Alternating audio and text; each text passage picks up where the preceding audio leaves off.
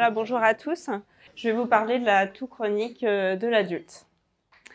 Donc on commence directement par la petite question de quiz. Et donc je vous avais demandé si on parlait de toux chronique en cas de durée supérieure à 8 semaines. Et donc vous avez répondu vrai à 80%, c'est la réponse exacte. Je commence par quelques généralités. Donc, on parle effectivement de toux chronique à partir de 8 semaines. Ça a pour but de laisser de côté les toux aigus dont la cause est dans l'immense majorité infectieuse et qui ne nécessitera pas de bilan poussé. C'est un motif très fréquent de consultation en médecine générale et j'ai été surprise d'apprendre en préparant ce topo que ça touchait 5 à 10% de la population générale. Il y a une grande prédominance féminine et c'est des femmes plutôt âgées de 50 à 60 ans. Il a été mis en évidence des liens forts avec certaines comorbidités que sont l'obésité, la colopathie fonctionnelle et bien sûr le tabagisme.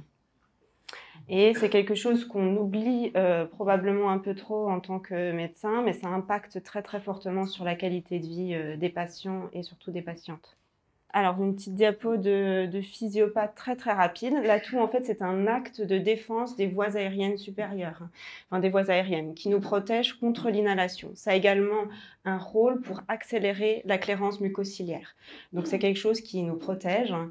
Ça fait intervenir l'inhalation d'irritants chimiques et physiques. Ça peut être la fumée de cigarette, la pollution, des solutions acides, etc. Avec des mécanorécepteurs et des nocicepteurs qui sont situés tout le long des voies aériennes, mais également dans les alvéoles. Et ensuite, ça fait intervenir un arc réflexe qui fait intervenir le tronc cérébral et le cortex pour ensuite agir sur les muscles qui sont principalement les muscles respiratoires. Alors pour commencer ce topo, je vais vous présenter 4 cas cliniques assez emblématiques de ce qu'est la toux chronique, qui sont 4 vrais patients que j'ai vus en consultation ces derniers mois.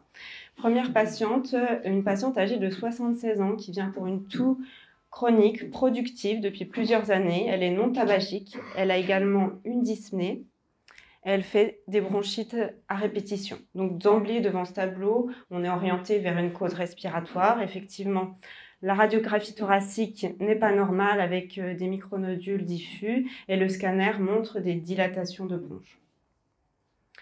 Deuxième cas clinique, un patient âgé de 40 ans qui a un terrain atopique, qui a une toux chronique avec des sifflements et une dyspnée paroxystique. On demande en première intention des EFR qui montrent un trouble ventilatoire obstructif réversible et on pose le diagnostic d'asthme. Troisième cas, une jeune patiente qui m'avait été adressée par son ORL pour une toux depuis 6 mois. C'est une patiente qui est prise en charge pour de nombreux épisodes de sinusite et qui présente un jetage postérieur. Et donc j'ai conclu à une cause ORL à sa toux chronique. Et enfin, dernier cas clinique, une patiente de 54 ans, obèse, qui tousse depuis 3 ans. C'est une toux à prédominance nocturne avec un pyrosis. Et là, on pose le diagnostic de reflux gastro-œsophagien. Alors, je vous avais demandé si la première cause de toux chronique est le syndrome de toux des voies aériennes supérieures qu'on appelait anciennement le jetage postérieur. Et donc, vous avez raison, c'est vrai. Voilà, les causes classiques, les causes les plus fréquentes de toux chronique sont en 1, le syndrome de toux des voies aériennes supérieures. En fait, c'est l'irritation des voies aériennes supérieures, surtout du pharynx, par du mucus qui provient du nez ou des sinus. C'est la première cause de toux chronique. Les pathologies digestives arrivent en 2e position avec le reflux gastro-œsophagien. Et enfin, les pathologies respiratoires ne sont qu'en 3e position, au premier rang desquelles l'asthme et la bronchite à l'éosinophile, on va y revenir plus tard, également la BPCO. Mais en fait, virtuellement, quasiment toutes les pathologies respiratoires chroniques peuvent se compliquer d'une toux chronique. Et enfin, en dernière position, on a bien sûr le tabac et également les médicaments. Vous connaissez les IEC qui sont pourvoyeurs de toux dans 10 à 15% des cas, avec une relation temporelle qui n'est pas toujours forcément évidente entre le début du traitement et la toux. Donc il est conseillé d'arrêter les IEC, quelle que soit la relation temporelle chez tous les patients qui ont une toux chronique. Et d'autres médicaments qui commencent à émerger, notamment les nouveaux antidiabétiques, les gliptines et les statines plus rarement. Mais en fait, fréquemment, la toux est multifactorielle. C'est fréquent que plusieurs causes soient intriquées.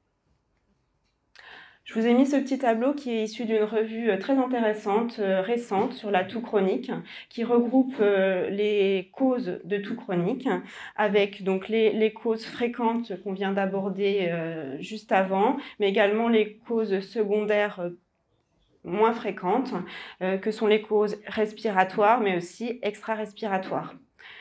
Juste un petit mot sur la toux psychogène. C'est un concept un peu ancien qui a tendance à être un petit peu remis en cause par des nouveaux concepts. On découvre de nouvelles maladies. Et donc, est-ce que la toux psychogène existe vraiment? On n'en sait rien. Et donc voilà, je voulais attirer votre attention sur ces causes émergentes ou nouveaux concepts. En premier lieu, le lien fort qui a été démontré entre toux et pollution, ça les Chinois, je vous ai mis cette étude, mais il y en a beaucoup d'autres. Cette étude qui avait porté sur 7500 enfants et il y avait une corrélation très importante entre le taux de nanoparticules et la toux chez ces enfants. Deuxième concept un petit peu récent, c'est la bronchite éosinophile qui concernerait 10 à 15% des patients tousseurs chroniques. En fait, c'est caractérisé par une inflammation éosinophile des voies aériennes sans signe d'asthme, donc avec des EFR et ou un test à la métacholine normaux. On peut être aidé pour le diagnostic par l'existence, mais qui n'est pas systématique, d'une hyperéosinophilie sanguine. Et l'examen de référence, c'est le dosage de la fraction exhalée de NO, ce qui en pratique est un examen qui n'est pas du tout accessible et qu'on ne fait pas. Et la bronchite éosinophile est très sensible aux corticostéroïdes inhalés. Voilà. En fait, en gros, c'est si on simplifie, un espèce d'asthme fruste, quoi. Enfin, je voulais vous parler du lien fort qui existe entre toux et obésité. C'est vraiment un facteur de risque de toux, d'être obèse. Pourquoi? Il y a des hypothèses. Les obèses sont plus souvent asthmatiques, donc est-ce que c'est ça?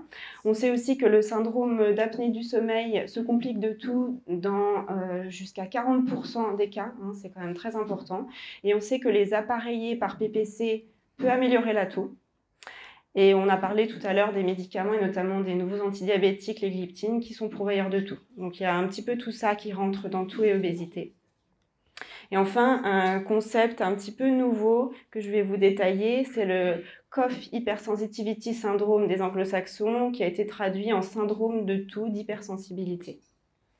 Pour vous illustrer ce nouveau concept, je vous présente le cas clinique d'une patiente que j'ai vue en consultation, âgée de 75 ans, qui tousse depuis 10 ans, qui a eu de multiples explorations, qui a vu de multiples spécialistes. Les explorations ont été répétées, elles sont toujours normales.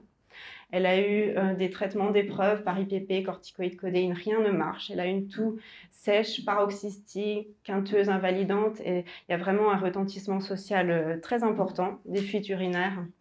Et donc ça, c'est le syndrome de toux d'hypersensibilité. Donc c'est un diagnostic d'élimination parce que comme vous le verrez, les signes ne sont pas du tout spécifiques.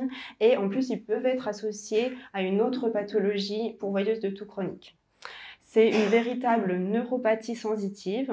Donc un des signes qui peut orienter, c'est l'existence de brûlures ou de paresthésie au niveau des voies aériennes supérieures.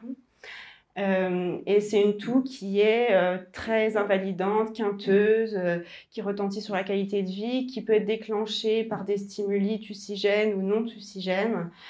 Donc les signes ne sont pas du tout spécifiques et ça reste un diagnostic d'élimination. Donc je vous avais posé la question, est-il recommandé de réaliser un scanner thoracique de façon systématique en cas de toux chronique? Et donc là, la réponse est non, et on va y revenir.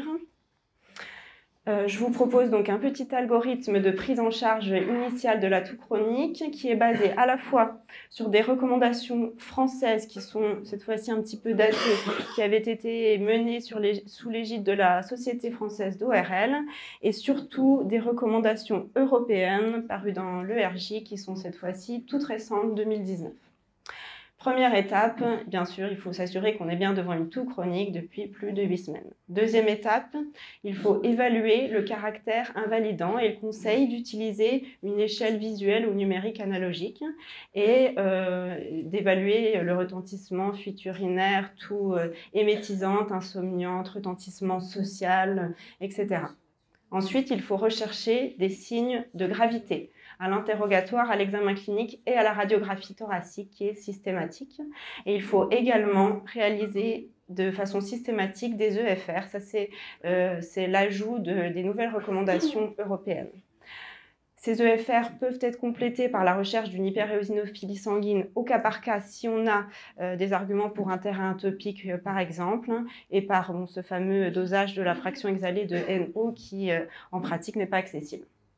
Et enfin, dernière partie de cette première étape, si le patient fume ou s'il a un médicament tucigène, il faut arrêter ceci pendant 4 semaines.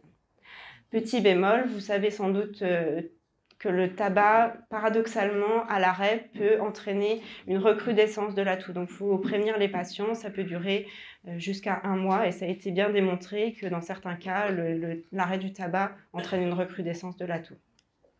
Et voilà, la Société européenne s'est prononcée formellement, c'est des avis d'experts, sur l'absence d'indication à réaliser un scanner thoracique systématique si la radiographie thoracique et l'examen clinique sont normaux. Pourquoi? Parce que le rapport bénéfice-risque a été jugé défavorable. Le scanner thoracique apporte très rarement le diagnostic de la toux chronique si on n'a pas d'orientation clinique et il est pourvoyeur d'irradiation. On découvre des incidentalomes qui peuvent être source d'examens complémentaires, d'anxiété, de scanners de contrôle, etc. Alors là, je vous avais dit, il n'est plus recommandé de recourir systématiquement aux IPP dans le cas d'une toux chronique sans orientation étiologique, et ça, c'est vrai. Alors, deuxième étape de la prise en charge initiale, là c'est un interrogatoire et un examen clinique orienté à la recherche des causes les plus fréquentes, qui sont le syndrome de toux des voies aériennes supérieures. Donc là, le diagnostic, il est principalement à l'examen clinique, qui peut être complété par une nasofibroscopie, voire d'une consultation d'ORL. Le traitement repose sur les lavages de nez, les corticoïdes locaux, voire les antihistaminiques. Vous voyez que le scanner des sinus n'apparaît pas. D'ailleurs, je me suis rendu compte en préparant ce topo que j'ai sans doute prescrit beaucoup trop de scanners des sinus aux patients.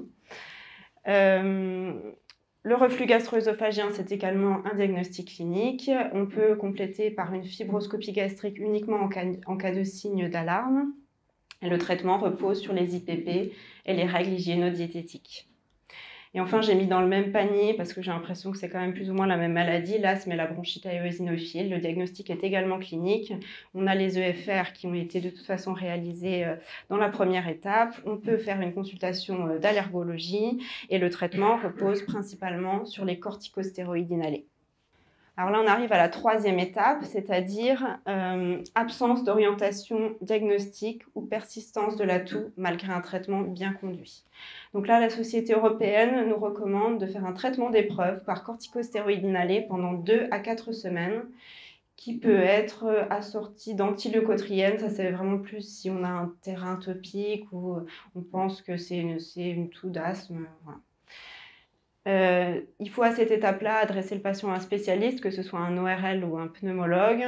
Et puis après, on discute des examens de deuxième intention. Et c'est à ce moment-là qu'apparaissent le scanner des sinus, le scanner thoracique. Pour le RGO, il est plutôt conseillé de faire une manométrie œsophagienne dans les recommandations européennes qui est jugée plus sensible et plus spécifique que la pH-métrie. Puis après, c'est vraiment des examens de deuxième intention. Et voilà, pas d'IPP systématique en l'absence d'orientation pour un reflux gastro-œsophagien. Ça, c'est la recommandation européenne récente. Pourquoi le rapport des bénéfices-risques est jugé défavorable? L'efficacité dans la toux chronique sans orientation étiologique n'a jamais été formellement démontrée. Et en plus, vous savez tous qu'il y a une alerte récente sur les effets secondaires des IPP, et notamment augmentation d'ostéoporose, pneumonie, etc. Et enfin, dernière étape, à l'issue de notre traitement d'épreuve, on réévalue le patient toujours avec notre échelle visuelle analogique. Si le patient s'est amélioré, il faut essayer d'arrêter les traitements après 3 à 12 semaines. C'est un petit peu vague, mais c'est ce qui est écrit dans les recommandations. Et s'il n'y a pas d'amélioration, donc là, on est dans le cas d'une toux chronique réfractaire. Pour prendre en charge ces toux chroniques réfractaires, l'arsenal thérapeutique est assez limité. Dans les recommandations européennes, ils conseillent de tester des opiacés, de la morphine à libération prolongée à faible dose, 5 à 10 mg 2 fois par jour. C'est ce qui est recommandé de faire en première intention. Ensuite, on a les neuromodulateurs, la gabapentine, donc le neurontin, et la prégabaline, le lyrica. Donc ça, bien sûr, on est dans du hors AMM, et il me semble que c'est plutôt une prescription de spécialistes.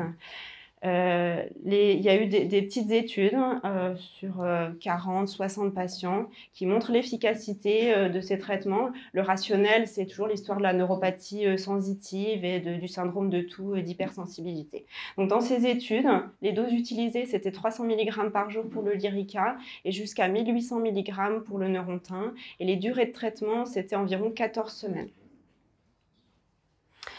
Et enfin, dans les recommandations européennes, apparaissent les prokinétiques, pas le motilium, mais les macrolides. Alors c'est vraiment, ça c'est à discuter au cas par cas, ils disent selon l'écologie locale, le risque de résistance, etc. Bon, c'est pas quelque chose qu'il faut retenir de façon systématique. Je profite pour faire un petit aparté sur les sirops antitussifs. Vous voyez qu'ils n'apparaissent pas du tout dans les recommandations ni françaises ni européennes. Et pour cause, en fait, nous, pneumologues, on n'en prescrit quasiment jamais. Donc j'ai quand même ressorti cette revue que j'ai trouvée très intéressante du BMJ, bon, qui concernait quand même plutôt les toux aigus, mais qui faisait quand même une belle analyse de l'arsenal thérapeutique, enfin des sirops antitussifs disponibles. Et j'ai été très surprise de constater que la codéine, qui est un traitement qu'on prescrit nous, qui est quand même considéré comme un antitussif historique, en fait n'a jamais formellement prouvé son efficacité sur la toux, et le rapport bénéfice-risque est jugé plutôt défavorable pour ce traitement. En fait, le seul antitussif qu'on peut retenir, c'est le dextrométrophane. C'est le plus efficace, c'est celui qui a montré son efficacité de façon la plus robuste, donc c'est le Tucidane. Au prix d'effets secondaires qui sont quand même pas négligeables, et notamment le risque de syndrome sérotoninergique. Les autres, il faut les oublier en fait, que ce soit dans toux aigu ou toux chronique, c'est pas des médicaments à prescrire. Et enfin, une dernière diapo sur les prises en charge thérapeutiques non médicamenteuses de la toux chronique. Alors les anglo-saxons, ils sont très friands et ils publient beaucoup sur l'orthophonie. Et effectivement, c'est vrai qu'intuitivement, on se dit que c'est sûr, ça doit être utile. Le problème, c'est qu'en France, il n'y a pas de professionnels formés. Donc ce serait, je pense, quelque chose à développer pour rendre service aux patients, parce que dans les études anglo-saxonnes, ça a l'air de fonctionner. Et puis, dernière chose, ça c'est remède de grand-mère, mais moi je conseille souvent aux patients de prendre du menthol. Ça a prouvé son efficacité dans des toutes petites études, avec vraiment pas beaucoup de patients, mais ça n'a pas d'effet indésirable et puis ça peut fonctionner. Donc moi je conseille assez volontiers aux patients le menthol. Voilà, merci pour votre attention. Merci.